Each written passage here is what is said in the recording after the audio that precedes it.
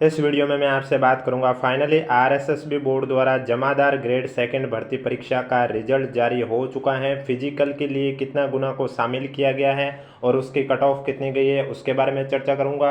और इसके अलावा अगर आप फिजिकल में भी पास हो जाते हैं तो उसके बाद रैंक से आपको कैसे चेक करना होगा कि आपका फाइनल सिलेक्शन होगा या नहीं होगा, उसके बारे में चर्चा करूंगा। वीडियो पसंद आए तो वीडियो को लाइक कीजिए, चैनल जरूर सब्सक्राइब कीजिए, क्योंकि इस यूट्यूब चैनल पर आपको इसी तरह आरएसएसबी बोर्ड की कोई भी भर्ती परीक्षा हो, चाहे उसके रिजल्ट को लेकर हो, पीवाईक्यू के क्वेश्चन को लेकर हो, डीबी को लेकर हो या कोई कोर्ट केस को लेकर हो, सब इन्फॉर्मेशन आपको इस यूट्यूब चैनल पर दी जाती है। और रिजल्ट की पीडीएफ आपको हमारे टेलीग्राम चैनल पर देखने को मिलेगा, जिसका लिंक नीचे डिस्क्रिप्शन में भी दे रखा है और कमेंट बॉक्स में भी पिन कर रखा है। तो चलिए वीडियो स्टार्ट करते हैं। वीडियो स्टार्ट करने से पहले एक बार वीडियो को लाइक कर लीजिए, चैनल भी जरूर सब्सक्राइब कर लीजिए। तो जैसा कि आप देख सकते हैं, जमादार ग्रेड सेकंड सीधी भर्ती 2025 में उत्तीर्ण स्टूडेंट का वरीयतानुसार परिणाम, यानी कि अब जो भी कैंडिडेट उत्तीर्ण हुए 3 गुना को लिया गया है आपके फिजिकल के लिए, तो इन्हें फिजिकल के लिए बुलाया जाएगा। फिजिकल में जो पास होंगे तो उसके बाद उनका डीवी वाला प्रोसेस शुरू होगा। तो अब आपकी रैंक से आपको कैसे पता चलेगा कि अगर आप फिजिकल में पास हो जाते हैं तो उसके बाद आपका फाइनल सिलेक्शन होगा या नहीं होगा, वो भी इस वीडियो में जानकारी दूंगा, इसलिए वीडियो को बिना स्किप किए कंप्लीट देखें। आप देख सकते हैं यहाँ पर लिखा हुआ बोर्ड द्वारा राजस्थान आबकारी विभाग उदयपुर के लिए राजस्थान आबकारी अधीनस्थ सेवा नियम 1976 संशोधित नियम 2018, राजस्थान अनुसूचित क्षेत्र अधीनस्थ मंत्रालय और चतुर्थ श्रेणी सेवा नियम 2014 के अंतर्गत जमादार ग्रेड सेकंड के गैर अनुसूचित क्षेत्र के 80 और अनुसूचित क्षेत्र में 9 टोटल 99 पदों के लिए विस्तृत विज्ञापन है वो 2025 में 7वां जारी हुआ था 16 अक्टूबर 2025 को। उसके बाद संशोधित दिनांक 25 नवंबर 2025 22 दिसंबर 2025 को जारी किया गया था। इसके लिए परीक्षा का आयोजन 27 दिसंबर 2025 को किया गया था। आप सभी को मालूम है जमादार ग्रेड सेकंड भर्ती परीक्षा में आपके टोटल 99 पद थे, जिसमें से नॉन टीएसपी यानी कि गैर अनुसूचित क्षेत्र में 80 पद थे और अनुसूचित यानी कि टीएसपी में आपके टोटल 9 पद थे। 99 पदों के लिए परीक्षा का आयोजन आपके 27 दिसंबर 2025 को किया गया है।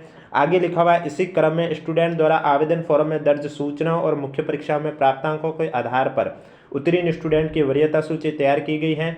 नॉन टीएसपी और टीएसपी के लिए उत्तीर्ण स्टूडेंट के वरीयता क्रम, रोल नंबर, श्रेणी क्रम परिशिष्ट फर्स्ट और सेकंड पर संलग्न है। यानी कि ये कंप्लीट पीडीएफ आपको हमारे टेलीग्राम चैनल पर देखने को मिल जाएगी, जिसका लिंक नीचे डिस्क्रिप्शन में दिया हुआ है, जिसमें आपको अपने मार्क्स भी देखने को मिल जाएंगे। तो इस परीक्षा में आपको मालूम है टोटल आपके 100 क्वेश्चन थे। कितने क्वेश्चन थे? 100 क्वेश्चन थे, 100 नंबर का पेपर था। तो यहाँ से आपके इस पेपर से एक क्वेश्चन है वो डिलीट हुआ। अब आपके पास जो पेपर है उनमें से वो कौन सा क्वेश्चन डिलीट हुआ वो आपको कैसे चेक करना है? तो यहाँ आप देख सकते हैं सीरीज दे रखी है, 12 अलग अलग सीरीज दे रखी है। तो इन सीरीज में से आपके पेपर पर कौन सा सैंपल है, उस सैंपल के सामने जो क्वेश्चन नंबर है वो आपके पास जो पेपर है उसमें वो क्वेश्चन है डिलीट हुआ।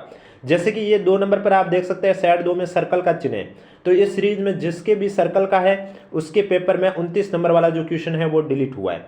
तो इस तरह से एक क्वेश्चन डिलीट हुआ है, पर क्वेश्चन 1 नंबर का था। अब ये एक क्वेश्चन जो डिलीट हुआ इसके बोनस नंबर नहीं मिले, बल्कि बाकी के क्वेश्चन के साथ बराबर रूप से बांट दिए गए। वो कैसे बांटे गए वो भी मैं आपको आगे बताऊंगा, लेकिन उससे पहले 3 गुना की जो कट ऑफ है वो कितनी गई वो आपको मैं बता देता हूं। आप देख सकते हैं यहाँ पे लिखा हुआ है गैर अनुसूचित क्षेत्र और अनुसूचित क्षेत्र के लिए क्रमशः परिशिष्ट फर्स्ट और सेकंड के अनुसार उत्तीर्ण स्टूडेंट में से प्रवर्गानुसार विज्ञापित पदों के 3 गुना स्टूडेंट तथा क्षैतिज श्रेणी हॉरिजेंटल रिजर्वेशन में अतिरिक्त 3 गुना स्टूडेंट को शारीरिक मापदंड और दक्षता परीक्षण हेतु शॉर्टलिस्ट किया गया, जिसकी कट ऑफ मार्क्स निम्नानुसार है। तो ये जो कट ऑफ है ये 3 गुना की कट ऑफ जारी की गई है, क्योंकि अब जो भी कैंडिडेट जिसके भी यहाँ पर दे रखी है कट ऑफ उतने नंबर या उससे ज़्यादा है उन्हें फिजिकल के लिए बुलाया जाएगा। तो 3 गुना की आप कट ऑफ देख सकते हैं। अगर मैं जनरल कैटेगरी की बात करूं तो आप देख सकते हैं जनरल कैटेगरी में जनरल की कट ऑफ गई है 76.0943, फीमेल की कट ऑफ गई है 69.0236, विडो की कट ऑफ रही है 39.0572, एक्स सर्विसमैन की कट ऑफ रही है 56.9024। एससी कैटेगरी की बात करें तो जनरल की कट ऑफ रही है 68.6869, फीमेल की कट ऑफ रही है 62.2896, विडो कैटेगरी की कट ऑफ रही है 32.6599, एक्स सर्विसमैन की कट ऑफ रही है 42.4242। एसटी कैटेगरी की बात करें तो जनरल की कट ऑफ 67.6768, फीमेल की 60.6061, विडो की 28.6195, एक्स सर्विसमैन की 39.3939 रही है। अगर जनरल ईडब्ल्यूएस कैटेगरी की बात करें तो आप देख सकते हैं जनरल ईडब्ल्यूएस में जनरल की कट ऑफ गई है 73.0640, फीमेल की 65.6566, एक्स सर्विसमैन की 51.5152। इसके बाद ओबीसी कैटेगरी की बात करें तो आप देख सकते हैं ओबीसी कैटेगरी में जनरल की कट ऑफ रही है 75.4209, फीमेल की रही है 68.3502, एक्स सर्विसमैन की रही है 55.8923। एमबीसी कैटेगरी की बात करें तो जनरल की कट ऑफ रही है 72.3906, फीमेल की रही है 62.6263, एसपी कैटेगरी की कट ऑफ रही है 66.66667। अनुसूचित क्षेत्र में बात करें यानी कि टीएसपी में तो जनरल कैटेगरी में जनरल की कट ऑफ रही है 66.3300, फीमेल की कट ऑफ रही है 56.9024, एक्स सर्विसमैन की कट ऑफ रही है 37.3737। एसटी कैटेगरी की बात करें तो इसमें जनरल कैटेगरी की कट ऑफ रही है 56.9024, फीमेल की कट ऑफ रही है 46.8013। ये तो आपके नॉन टीएसपी और टीएसपी की कट ऑफ थी। अब जो एक क्वेश्चन डिलीट हुआ है उसके नंबर बाकी के क्वेश्चन के साथ किस तरह से बांटे गए वो भी आपको बता देता हूँ इसी फॉर्मूले से।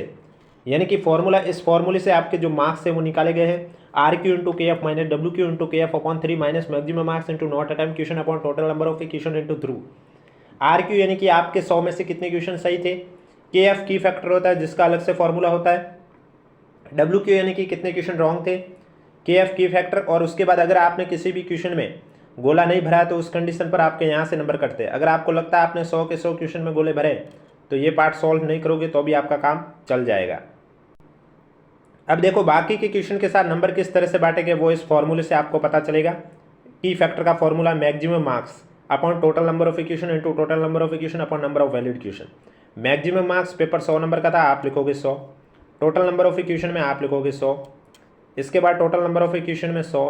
नंबर ऑफ वैलिड क्वेश्चन में आप 99 लिखोगे क्योंकि ये क्वेश्चन डिलीट हो चुका है।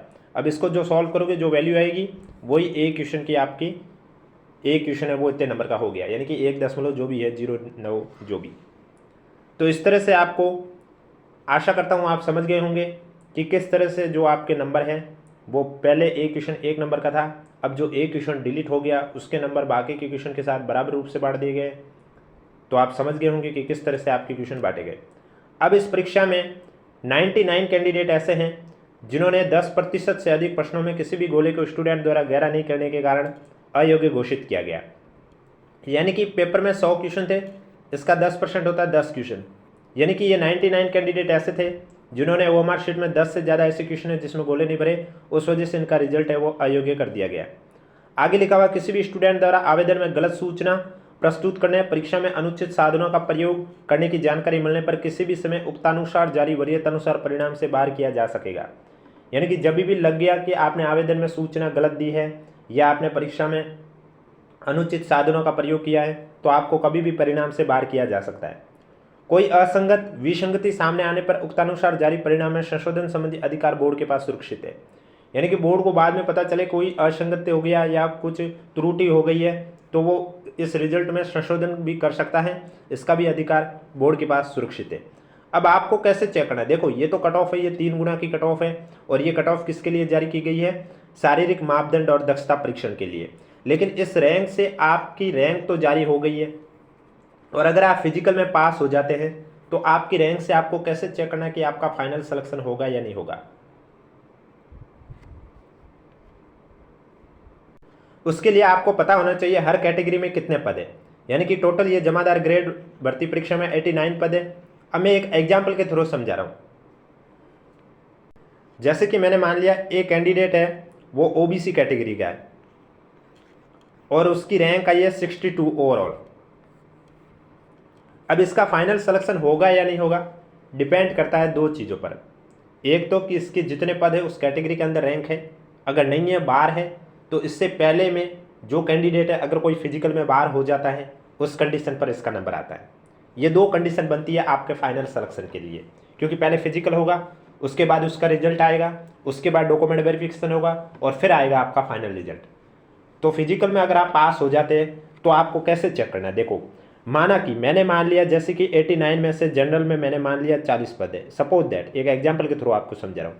इसका मतलब ये हुआ हॉरिजेंटल रिजर्वेशन को माइनस करके देखा जाए तो उदाहरण के तौर पर, तो इसका मतलब ये हुआ कि 1 से लेकर 40 तक हॉरिजेंटल वालों को माइनस करने के बाद 1 से लेकर 40 तक रैंक वाले सब कैंडिडेट जनरल से सेलेक्ट हो चुके हैं, फिर चाहे वो एससी कैटेगरी का हो, ओबीसी कैटेगरी का हो, एमबीसी कैटेगरी का हो, एसटी कैटेगरी, किसी भी कैटेगरी का हो।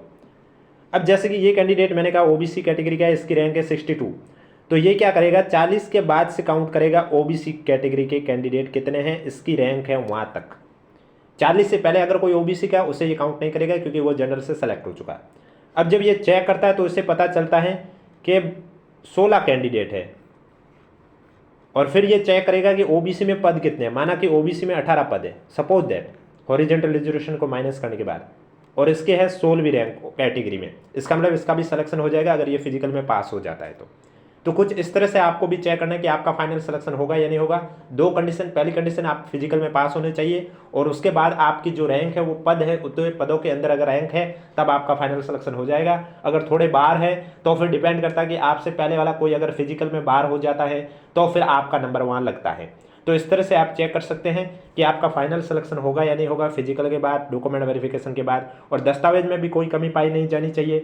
ऐसा नहीं है कि फिजिकल में तो आपका अच्छे से हो गया है लेकिन जब डीवी करवाए तो आपके दस्तावेज भी पूरे नहीं है और फिर आपने दिखाई भी नहीं है, तो इस वजह से प्रोविजनल भी रखा जाता है कैंडिडेट को, तो वो नौबत ना आए। बाकी रिजल्ट की पीडीएफ आपको हमारे टेलीग्राम चैनल पर देखने को मिल जाएगी, जिसका लिंक नीचे डिस्क्रिप्शन में दे रखा है। अगर अभी तक आपने ज्वाइन नहीं किया तो आप जाकर ज्वाइन कर सकते हो। बाकी जिनके भी 4th ग्रेड एग्जाम में डीवी के लिए नंबर आया है, जिन्होंने स्क्रूटनी फॉर्म नहीं भरे तो जल्दी से भर लीजिए। 23 फरवरी आपकी लास्ट डेट है। लास्ट डेट का इंतजार ना करें, जितना जल्दी हो सके आज या कल के अंदर भर लीजिए, क्योंकि लास्ट डेट में क्या होता है सभी स्टूडेंट एक साथ ट्राई करते हैं, फिर सर्वर दिक्कत आती है, SSID लॉग आउट होती है, सही से काम नहीं करते हैं, डॉक्यूमेंट सही से अपलोड नहीं होते, क्योंकि आपके डॉक्यूमेंट वेरिफिकेशन को लेकर शेड्यूल है वो जारी हो चुके हैं। 9 मार्च से आपका डीवी शुरू हो जाएगा, और जिनका भी 9 मार्च को डीवी होगा उनके रिव्यू के आधार पर आपको यूट्यूब चैनल के माध्यम से बता दिया जाएगा कि डीवी का प्रोसेस क्या है, शुरू से लेकर एंट्री से लेकर एग्जिट तक कंप्लीट इस यूट्यूब चैनल के माध्यम से बताया जाएगा। इसलिए अगर अभी तक आपने चैनल सब्सक्राइब नहीं किया तो चैनल जरूर सब्सक्राइब कर लीजिए, और कोई भी डाउट है तो नीचे कमेंट बॉक्स में हमें जरूर पूछिए।